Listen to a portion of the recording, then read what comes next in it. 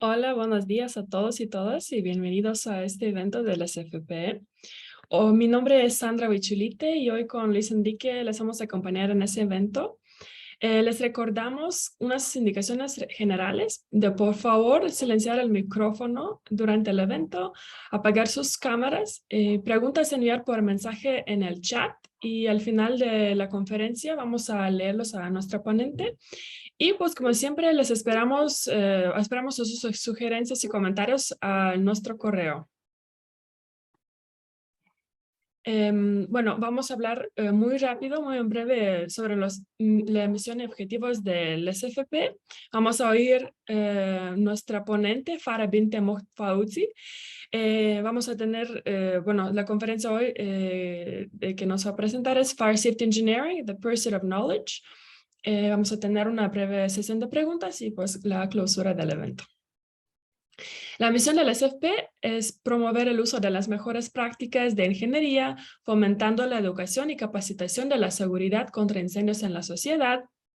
Y tenemos tres objetivos: fomentar el uso de la normativa nacional e internacional en la sociedad y en especialistas en protección contra incendios, profesionalización de las personas en la ingeniería contra incendios en México y difundir la cultura de protección contra incendios. Nuestra querida Farah Binte Mohtfauzi es una ingeniera de seguridad contra incendios de Arup en Bristol, Reino Unido. Farah se tituló como ingeniera mecánica, trabajando durante 5 años en el diseño y construcción de edificios notables para proyectos de infraestructura en Singapur. Continuó su educación superior en ingeniería de seguridad contra incendios y se graduó en el programa de maestría internacional en ciencias en ingeniería de seguridad contra incendios, AMFC. Bueno, eso pasó en 2019 antes de unirse a Arup como ingeniera de incendios. Entonces, Farah, the floor is yours.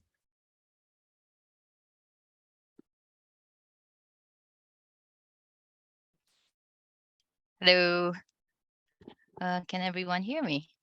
Yes. Okay. And let's.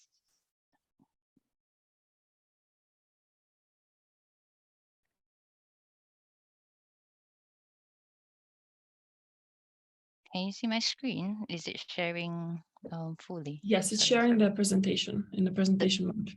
Yep. Presentation mode. Okay, great. Hello, everyone.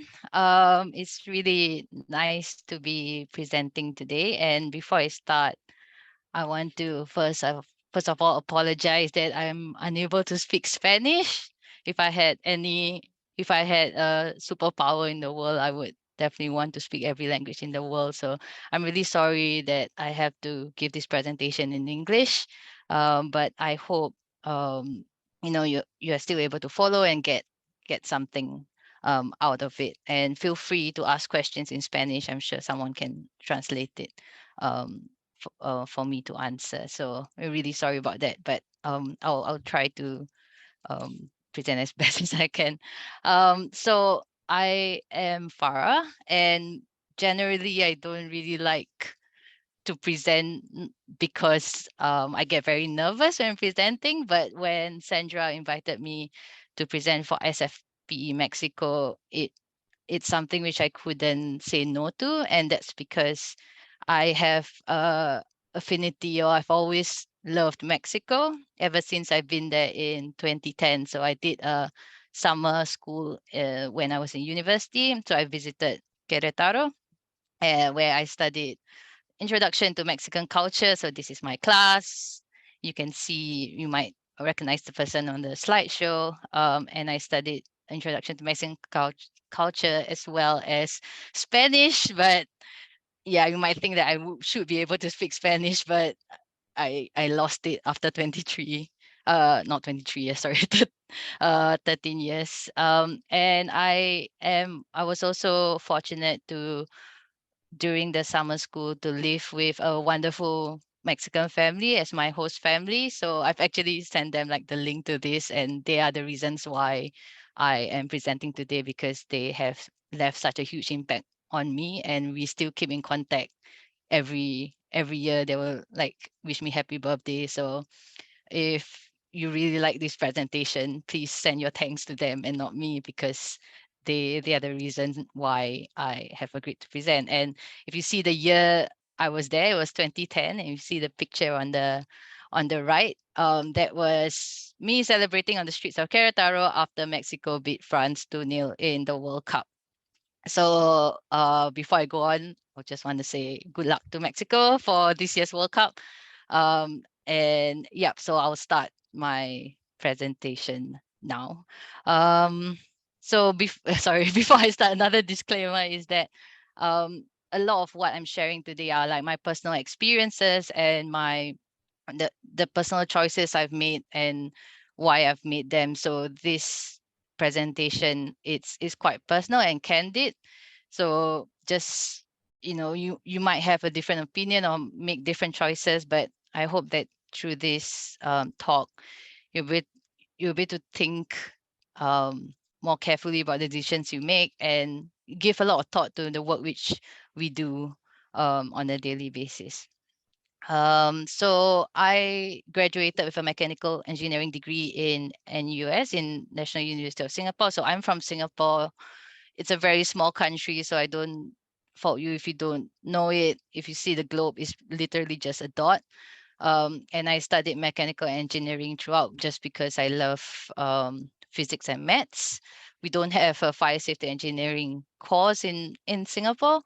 And honestly, growing up, I didn't even know that you can study fire safety engineering. That was until my next job, which is once I graduated, I joined CPG Corporation, which is an engineering consultancy firm as a mechanical engineer. And I worked on different buildings, and I was lucky to work on buildings which require fire engineering input. I'm not sure how different it is to Mexico, but in Singapore, most buildings can be built without a fire safety engineer because a lot of the fire safety systems are designed by the mechanical engineer. A lot of escape routes and things like that are by the architect, and structural fire protection is by the structural fire engineer. It's only when we are unable to meet the building code, that's when the fire safety engineer comes into the project to do some performance-based design on the building. So it's quite rare to be able to work on projects which need this input, but I was lucky to have it in the first one, which is National Gallery Singapore. And this is a Parliament House and a City Hall, which has been converted to a museum. So there were a lot of like big open spaces which we couldn't meet compartmentation guidelines. So that's when the fire safety engineer comes in to run some simulations and do what they need to do. At that time, I don't really understand what they do, but I just read their reports. So that was one. And another one is Kidzania Singapore, which actually Kidzania is a Mexican company. So the first Kidzania was built in Mexico City, and I actually met some of the designers who who worked there, like who worked on building Kidzania as like a brand overseas. So you have Kidzania in Korea, in Indonesia, in Malaysia, and I was working on the one in Singapore. Unfortunately, it's now closed, but before it closed down, I was part of that project, and it was really an interesting project. And to be able to like read the fire safe, how they solve the fire engineering problems in in that space, because essentially it's a city within a building, so you have like the whole space, and then there's a little aeroplane stuck there, so it was quite an interesting one. But again, I was just a mechanical engineer getting inputs from the fire safety engineer to tell me how to size the fans, let's say, or whether I need sprinklers or smoke detectors and things like that. So I was still working as a mechanical engineer, but I was very aware of what a fire safety engineer does from the reports I was reading. And also I had really good conversations and made really good friends with the fire safety engineers working on the project. And that actually sparked my interest in fire safety engineering. Um, I did like a short non-engineering stint after my 3 years in CPG with the Building and Construction Authority of Singapore. And it's really not a non-engineering work. It's more like business development. Things I've nothing much to say because essentially I realized then that I am meant to be an engineer. Like that is what I want to do. So I joined JTC Corporation. So this is a developer, in the industrial land developer in Singapore. And I, instead of buildings, what I was working on were more infrastructure projects like tunnels and um, big estate-wide infrastructure. And that is another part of um, the built environment, which I've not been exposed to, and it was good to be exposed to that. And also because of these infrastructures having quite complicated systems and fire safety strategies, they also have fire safety engineers involved. So that further my interest in fire safety engineering, and it really made me interested in learning more about what fire safety engineer does. So as a mechanical engineer, we work on different systems. We work on ACMV systems, plumbing and sanitary, as well as fire. And I'm always more drawn towards fire. So after 2017, this was my idea of what fire safety engineering is, which is I have a code and I follow the code. If I can't follow the code, I get a fire safety engineer to do some performance-based design based on some guidelines. And then the fire safety engineer comes up with these really pretty pictures of where the smoke is going, how people escape. And then we say, all right, your solution is fine. But it seems to me like there's something more to that. And I really wanted to learn more about fire because it was quite obvious that was um, the discipline or the path within the different like spheres of mechanical engineering. That was the path I wanted to go to. But this was my baseline idea of what fire safety engineering is. So I knew that I had to go overseas to study fire safety engineering, and I picked the IMFSC course to do it. Just to give you an idea of what IMFSC is, it is a 2-year full-time Erasmus plus masters. So Erasmus just means like it's a European Commission program. And it was established 2010 with 17 students. And you can see that it's growing a lot more popular. Currently it has 53. My class had 20, I think, or 18. So it's really growing. And it is a full community of about 196 alumni from all over the world. So we have 77 nationalities who have already graduated. So it is like, as the name says, truly an international masters.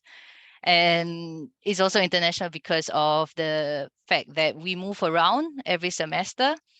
So I did my studies in Ghent, Lund, and Edinburgh, and recently they got Polytechnic University of Catalonia into the program as well.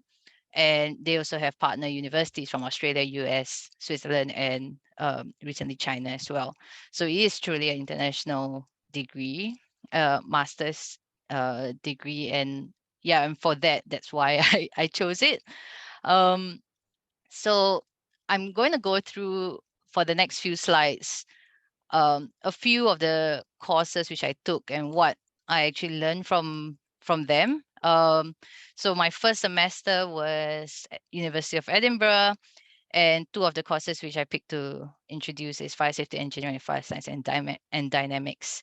So in fire safety engineering, one of the things which I learned was that whenever we look at a building code and we see numbers like how far, what is the travel distance limit, or what is the structural fire resistance for a particular building, I think as a mechanical engineer back then, I always just plugged in the numbers and put in, or I thought that that's what all of us should be doing. But I think this course made me understand where that basis is, why that number came about in the first place.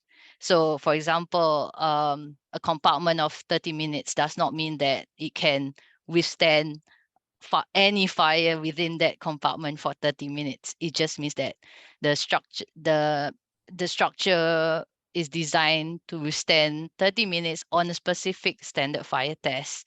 So it really makes you think whether these numbers are actually applicable in all situations, and when is it that you have to really question, should I be using these numbers?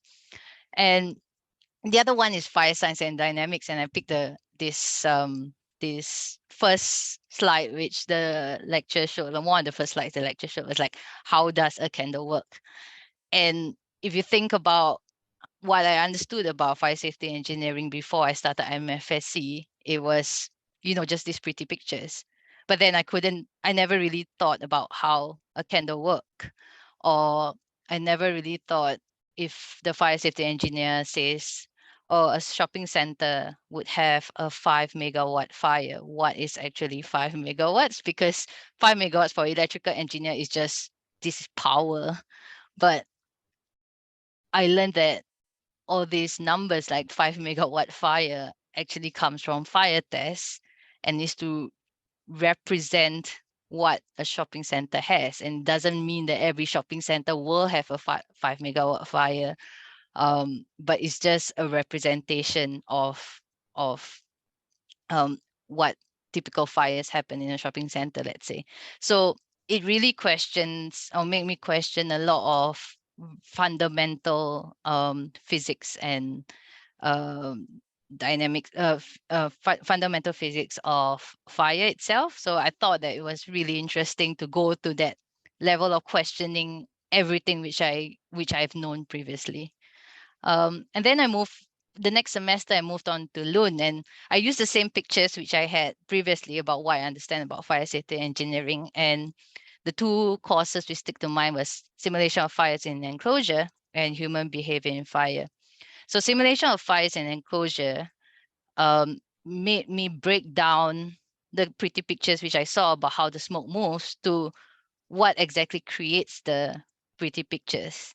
So in this class, we learn line by line how to create that space which you see, and we learned how each line, what does it mean, and the kind of assumptions which you put in order to produce this smoke modeling diagram. And it really made me think or learn very, like, don't take a picture or a simulation for granted, because it's the old saying of like garbage in, garbage out. You always have to check what you put into, what's your inputs towards creating this fire, and whether that is possibly representative of what you're trying to look for.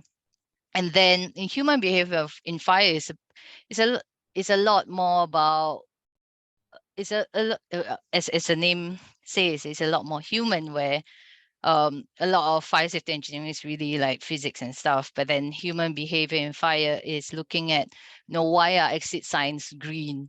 In this picture below, I hope you can see it. We were doing an experiment where we were looking at how, as part of our project, looking at how people walk out of cinemas after a movie. So we put cameras in it, and then we observe how people move out.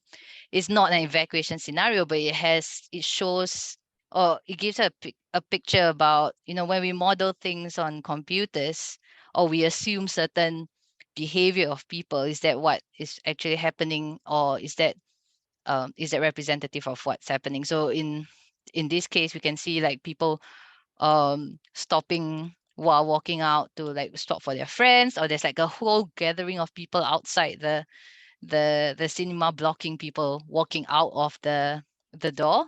So the it really makes me think, you know again, about models and how we calculate evacuation times in performance-based design, whether that's accurate or not, and whether not even performance-based, even prescriptive rules about travel distances, are they always true? So yeah, it's really a good eye opener for those two. And next, I moved on to Ghent University, where it was, to me, it was a lot more practical. It was more closer to what I did before as a mechanical engineer, but with the added, because I've already studied fire engineering for 1 year, with the added knowledge that, oh, now I truly understand what I did as a mechanical engineer. Plus, in passive fire systems, for example, I have no idea how structures work, and I had to study in one module, and I was very lucky to have classmates who were structural engineers to help me. But it really helped me understand fire safety engineering from a multidisciplinary perspective. So till then, I've never thought about how structures behave in fire, and now I have to learn it, and I understand that as a network of all the different fire safety strategies which I've learned so far. And also in terms of active fire systems, for example, smoke calculations, which I did previously as a mechanical engineer, I was just like, oh, it's probably like law, right? Like, I don't know, force equals to ME, is it? Yeah, yeah, sorry. Like what I've always thought that smoke calculations were just like, or the equations we use for smoke calculations are true in all states, but it's not. And we learn a lot of how smoke calculations are a lot based on empirical experiments and things like that. So now I have that added knowledge that, oh, whenever I use a smoke calculation, maybe I should think, is this applicable for this situation? And am I taking everything into account? So that was in a more practical sense or closer to what a consultant does. At the same time, one other course which I really liked was FSE-based firefighting, because it was actually taught by a previous IMFA student who was a firefighter. So he came back and he created this module, and he taught it, and it was really interesting to see. As designers, we are quite distant from the fire.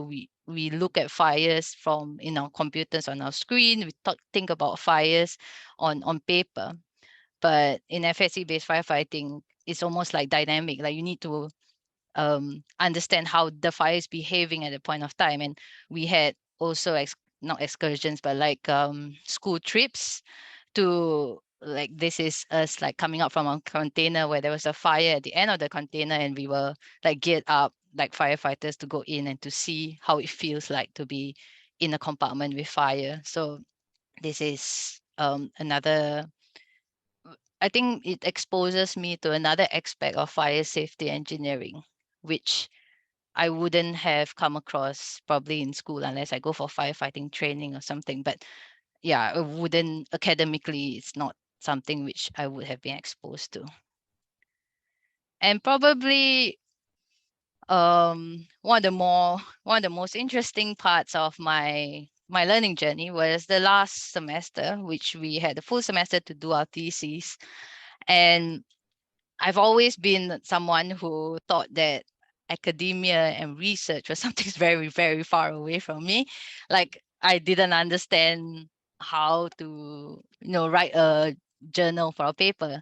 But when we were choosing thesis topics, I was quite sure I wanted to do an um, experimental thesis, because I knew I wanted to go back to consultancy, and I knew that, oh, I probably won't be able to like be exposed to experiments in the future. So I really picked, an experimental thesis to do, and I was very lucky to have great supervisors for this for my thesis, to help me learn a lot of like research techniques, how to set up an experiment, which really exposes me to a different world altogether, because I've always been like a very practical, engineer kind of lens when I'm looking at learning. But now I'm looking at it as more research, and I really enjoyed it.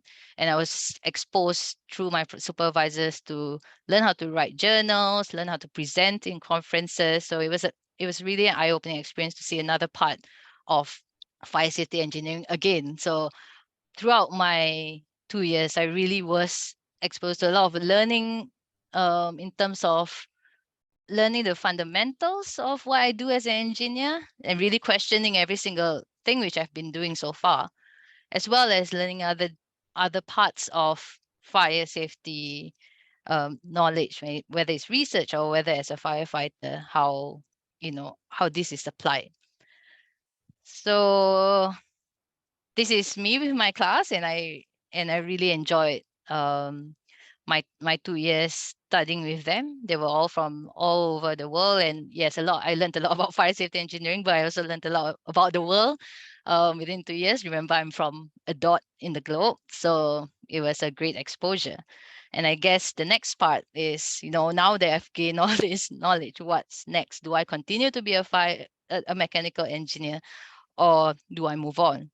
Or do I, try this new thing called fire safety engineering? And I made the choice to join Arup Fire in the UK, and specifically in the Bristol office. And up to now, I've not regretted my decision at all. And fire safety engineering is the thing. And I think one part of learning is also learning to make decisions about where you want to go in your career, and which is why I would like to spend a few minutes talking about why I joined Arup. So firstly is you need to these are all dilemmas which I have. So progression or development. Do I continue as a mechanical engineer and probably further that?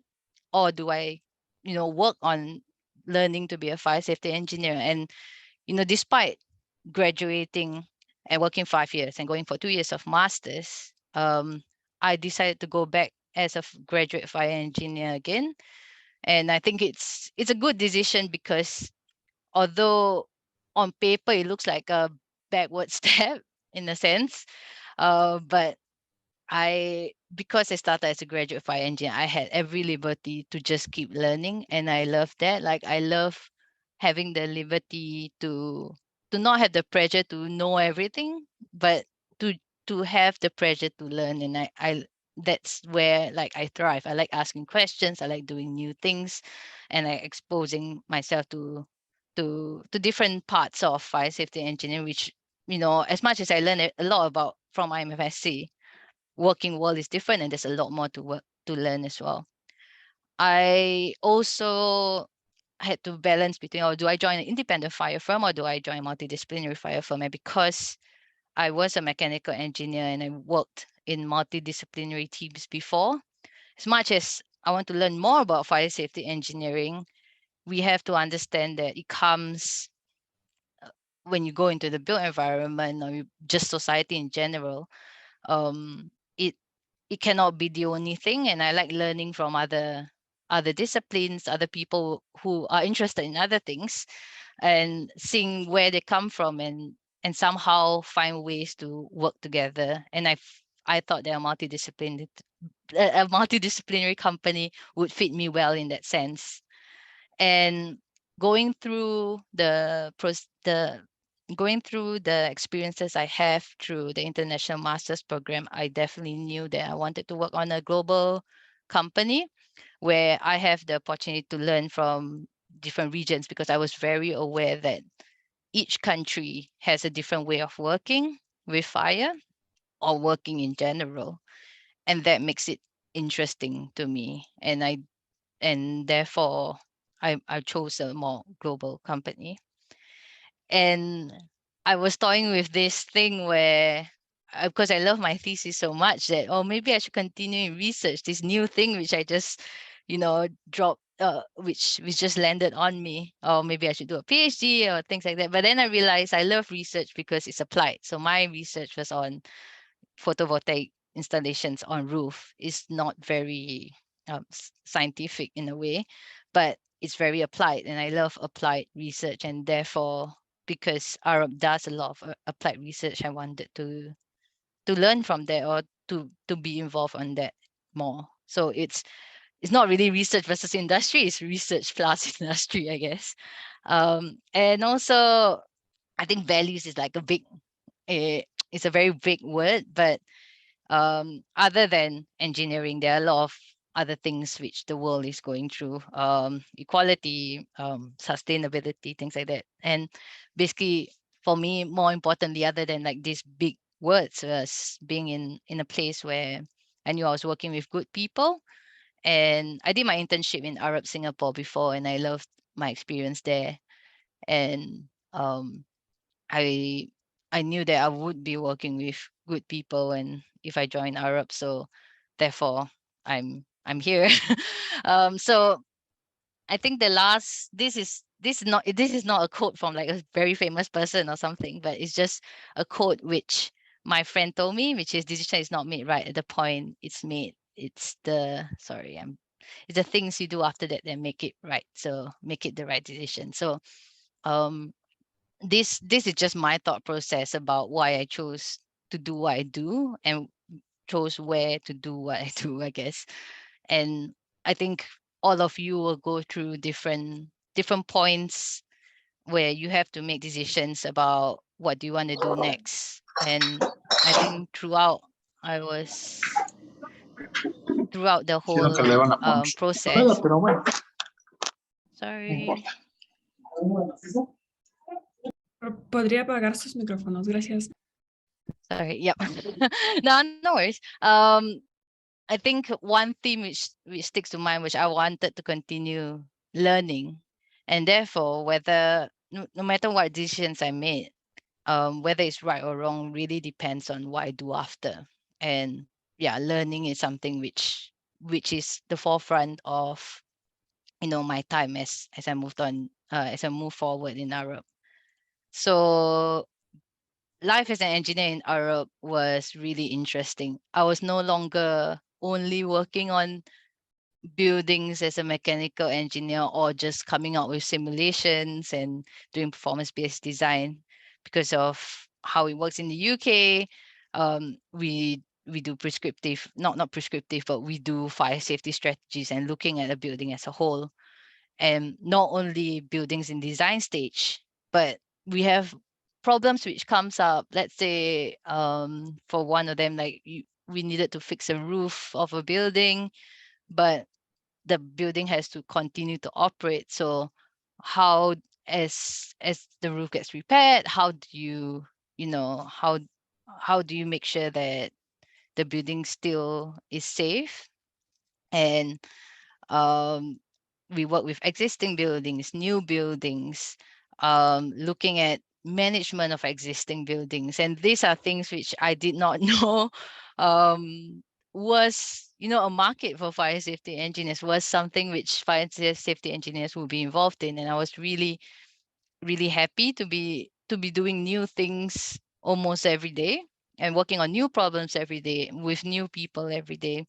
And yet I was also be able to do some research as well. So it was it really opened up my mind about fire safety engineering as a practice. And I think for the past 2 years, I think one experience which really stick to mind, as much as I talk about all these cool things a fire safety engineer does, the past 2 years I've been working with Dr. Barbara Lane, who was an expert witness for the Grenfell inquiry. And it's really easy to forget because we are doing all these, really hard engineering things and solving problems that we forget the focus of our profession, which is life safety. And it's really how to say, to me, this working on this was probably uh the most life-changing experience, because it really puts into context how important our work is, because it affects literally people. And this is something that this is like a responsibility we have to bear as fire safety engineers. So far I've talked for like, I don't know, 40 minutes, 40 minutes. And it's all about me getting a lot of learning from other people, from, my course, from my work, from the people I work with. And I thought that, it would be good to give that back. So I was very lucky to be able to to be involved in the transition program to become a fire safety engineer. And this was something Sandra worked on actually before I took over. And it's basically, let me see. Yeah, so what is a transition program?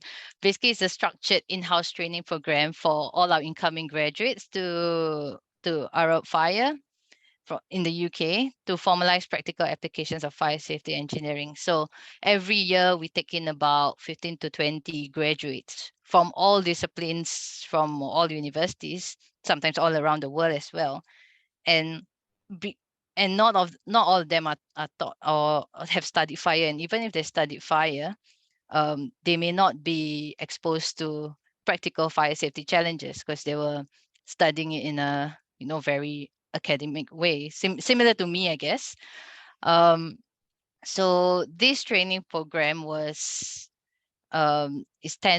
set to run over a period of 22 months for all our grads, and we've been running it for third run. So we are last month or 2 months ago, we started our third run for the third batch of grads who are doing it.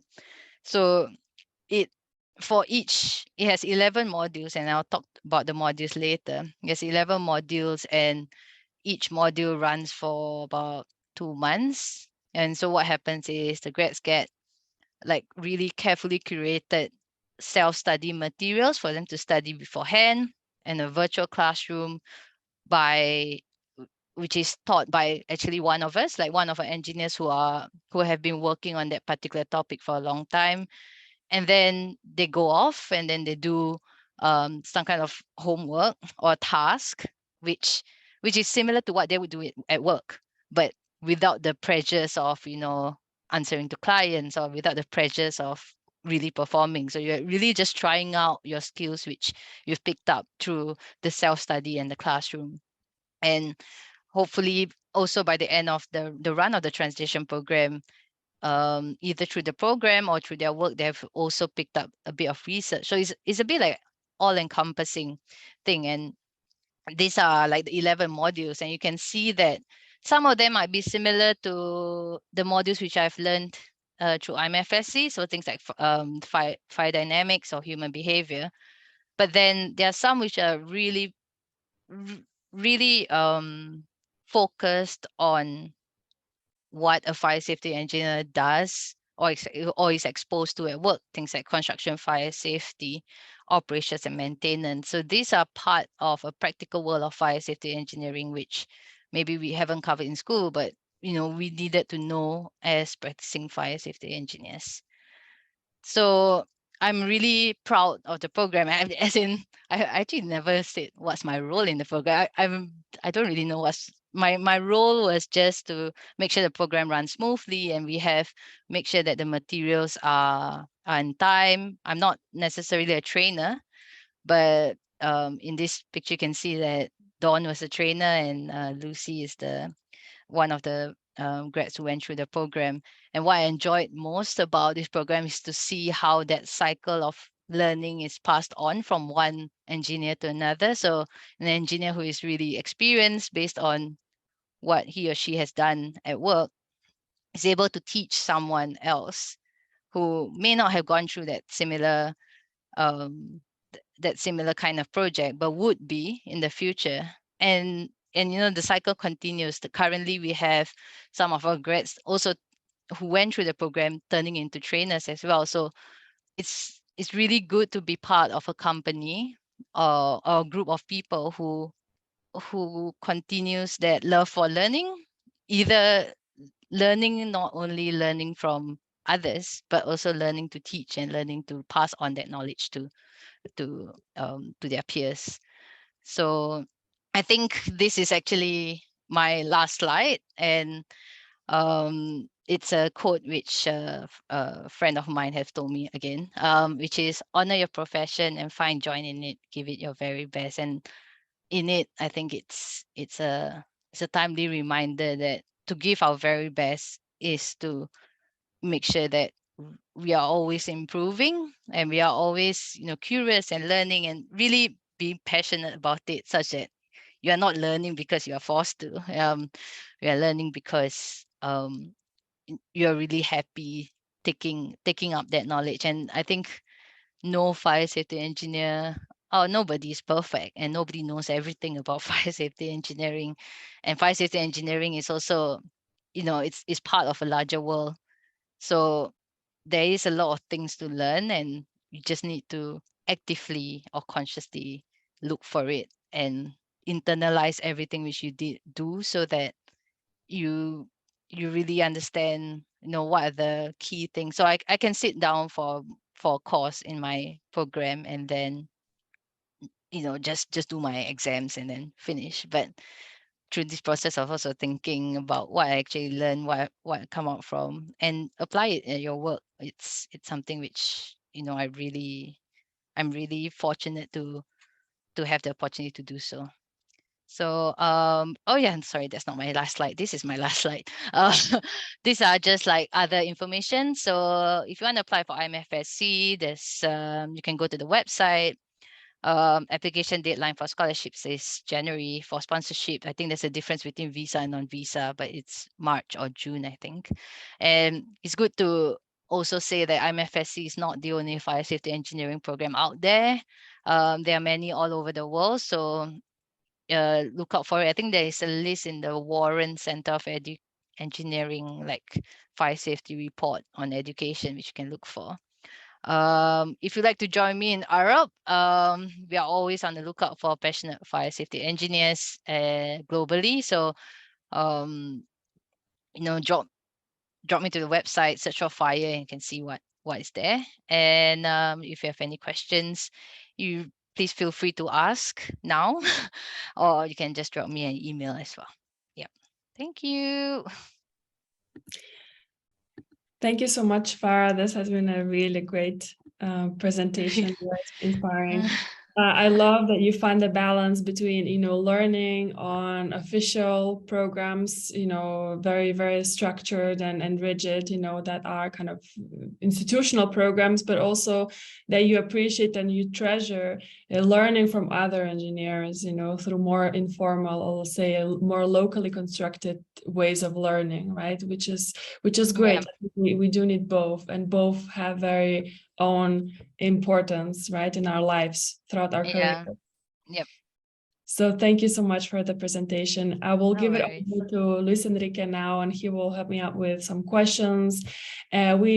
We ask for people to give their questions in either English or Spanish. We can always try to translate them. There is no reason to hold back if you think, that perhaps, your question in Spanish sounds better. I always think about my own language. I feel so much smarter in Lithuanian. I'm really sad nobody can speak the language here. And we do have a question actually from Dolores Orozco. Thank you, Dolores. Yeah. What do you think are the advantages on going for a degree as compared to learning within the industry and learning from other engineers? I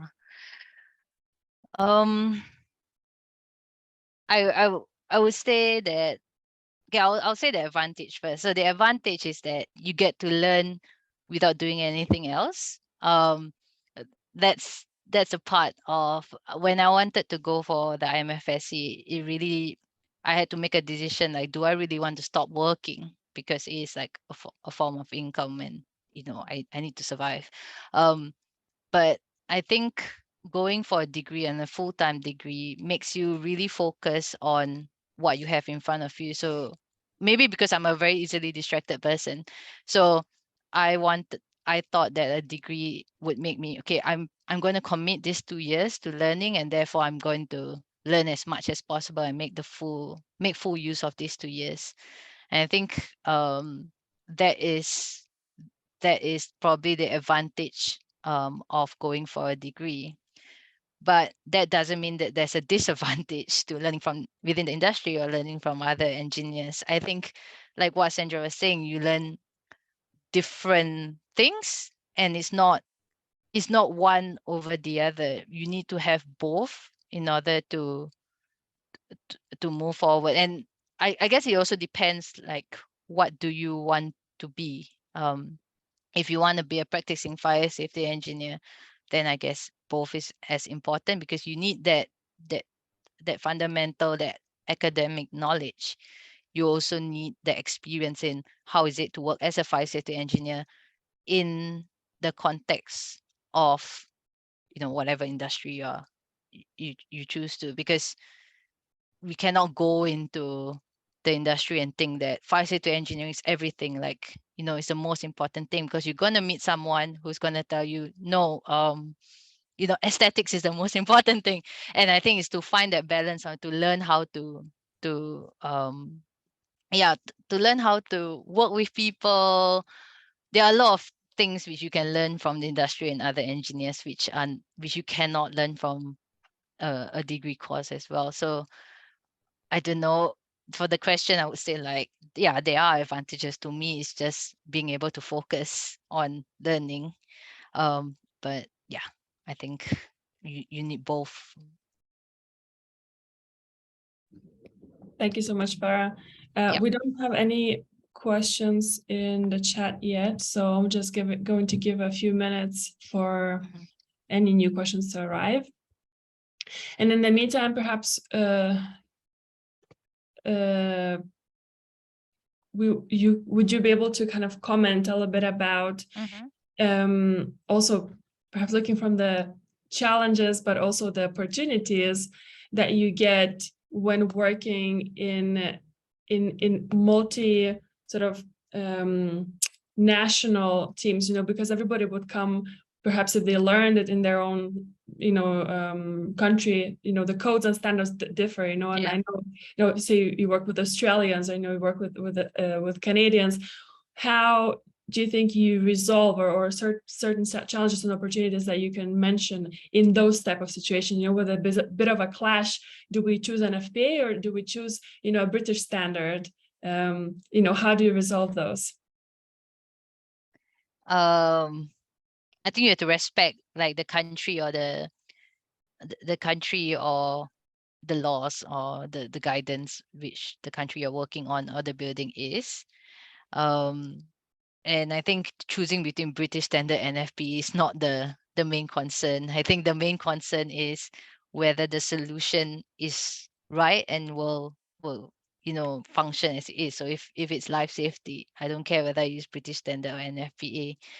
Overall, do I think that solution works? So I cannot say, oh, if I use British standard, I won't be able to follow it. If I use an FPA, it passes, so let's use an FPA. I think that's not the right way of doing it. And I think that goes back to learning how these standards and how these codes come about in the first place, and seeing, you know, which assumptions which the codes use is specific to your situation, I think. So I don't think it's a challenge, because that is a challenge which happens every day as part of being a fire safety engineer. Like, you look for solutions which are which will work, not to meet a code or not to meet a standard, but to fulfill that you have considered all options and come up with the best solution.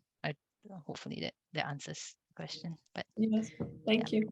And we have a question from Ricardo Ortiz. He's Mm-hmm. asking, what do you consider necessary to do so that countries, especially in Latin America, become aware of fire safety education?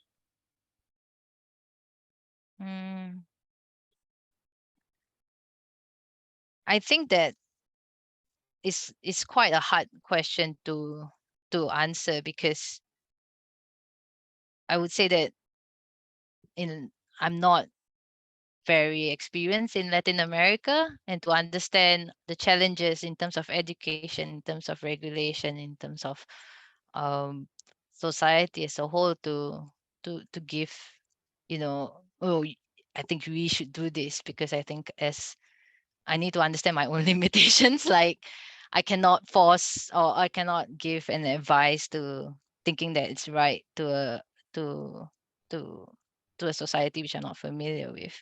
But I think a lot of it comes down to, you know, giving opportunities to learn more about fire safety education. And I think one way is, through SFPE Mexico, you have all these talks which, you know, help create that awareness. And it's really which is why like I would rather give a talk for SFP Mexico than like another country, which fire safety is really already quite a popular career choice, I guess. But I also, through the IMFSC program, met a lot of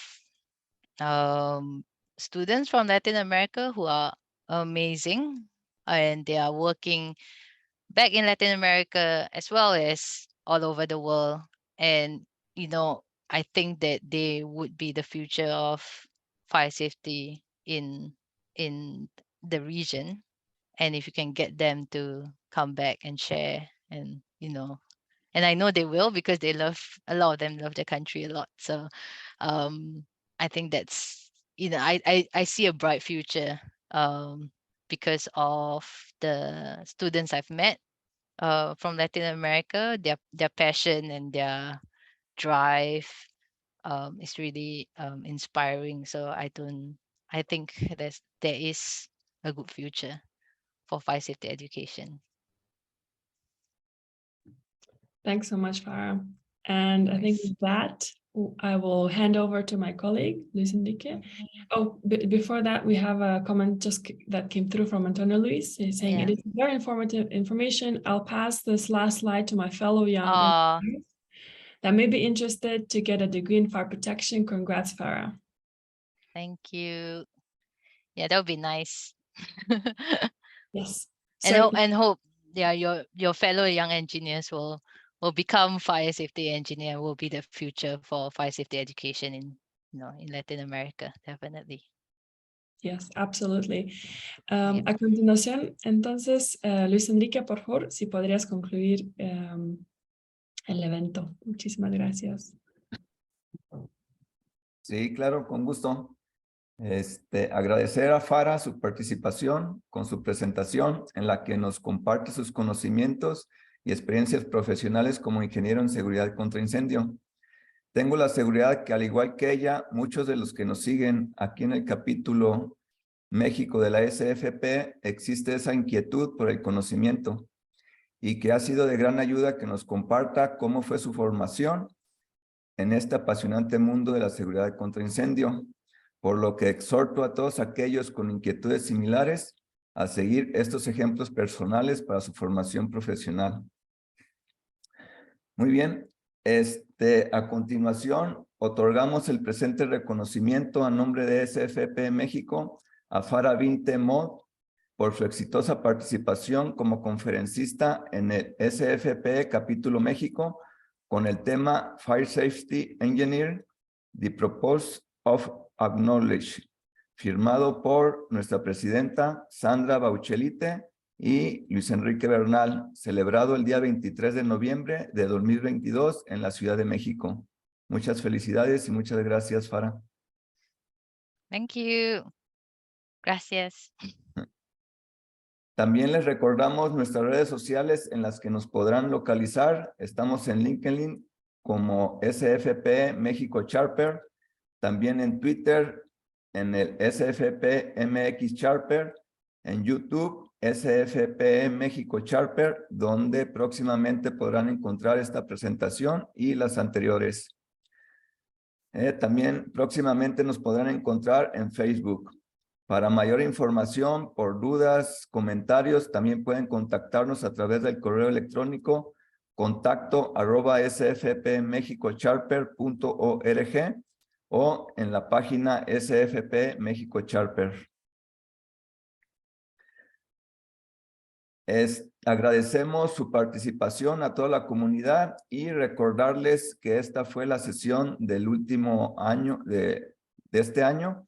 Esperamos su participación para el siguiente año a partir de enero, por lo que también aprovecho para felicitarlos por todos los eventos de este año, desearles felices fiestas navideñas y un próspero año nuevo. Nos vemos el siguiente año. Gracias. Hasta luego. Hasta luego. Bye. Gracias, hasta luego. Thank you very much. See you soon. I love you, sir.